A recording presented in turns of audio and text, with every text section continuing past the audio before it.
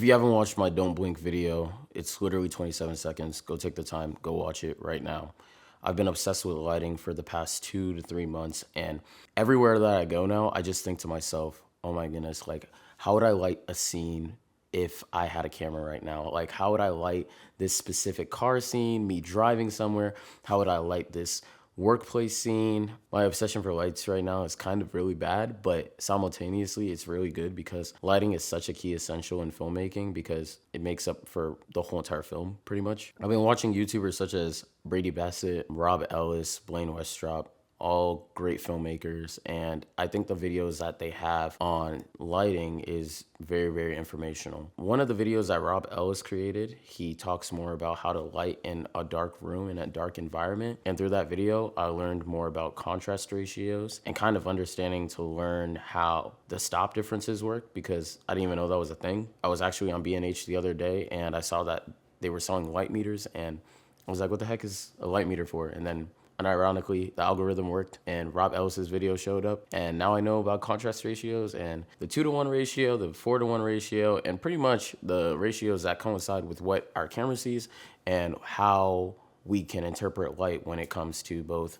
post-production and being on set. Learning to light is so essential, and if you don't know how to do that, the best part is it's actually kind of somewhat easy. Now, obviously, there are probably gaffers and other cinematographers that would probably disagree and say that it's much more complex than it needs to be. But in the sense of it being easy, I would say that light is literally available to everyone. You just need to kind of like look at a scene and kind of let your brain figure it out, if that makes sense. If you don't know the difference between motivated and practical lighting, pretty much motivated lighting is light that is accentuated from existing light sources. So for example, I have the patio lighting me up. You can kind of see it in the top right corner.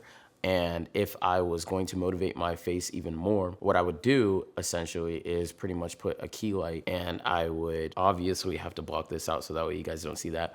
But I would then have a key light blast a little more towards me so that way my face would be lit up. And then practical light, for example, if I was to use this candle light that's in the top right, I could also then use that as a practical light, which is basically light that is visible to the scene. It makes the scene kind of look a little more cinematic, but there are many more videos on YouTube that can explain that a little bit better than I can, but that's just kind of a little bit of a quick little crash course for you guys. Watching movies and shows are also a very easy way to learn lighting. I mean, I've been watching this TV show called One Day on Netflix, and besides the story, I think that the color grading and the lighting in that show, it's so gorgeous. Like, I am absolutely encapsulated with the way that the nighttime shots look and the daytime shots and the harsh lighting compared to the low-key lighting. They are mixing all these different elements of lighting into it, and it's crazy because the more that I watch it and the more that I actually practice, it starts to just get my gears going. Like, I'm like, okay, I finally understand this. It's super available for anybody to learn. All you have to do is just watch your own favorite TV show and take note of where you think the lights go. I mean, is it in this spot? Is it in this spot? Is it in this spot? If you guys saw my Don't Blink video, which I mentioned in the beginning of the video,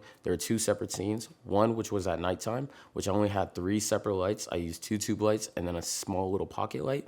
And then the second light was just natural lighting. The first thing I did was I set my framing up, and then I turned on my lights, messed around with the lighting, and voila, made a really cool scene. And then a couple of days ago, I decided that I wanted to create artificial sunset lighting. So I literally set up 3 separate lights, which I will have a more in-depth video coming later on how I did that. Here are some of the stills from that scene. I think that the way that the stills came out looked pretty freaking good, and I think I'll have kind of like a step-by-step breakdown on how I did that video in the future. But all in all, that's pretty much all that I need to say. I just wanted to drop in and talk to you guys about why I am obsessed with lighting and why you should be obsessed with lighting too. The lights are everywhere around us. It's really cool. It's essential to learning to becoming a better cinematographer. And I think that once you really master that skill, it will take you really, really far. But simultaneously, don't be like me and spend $1 million on lights, because if you're not using them every day, they're just gonna sit there. It's like buying 1 million cameras. So other than that, hope you guys have a good one. It's your boy Gabe. Take it easy.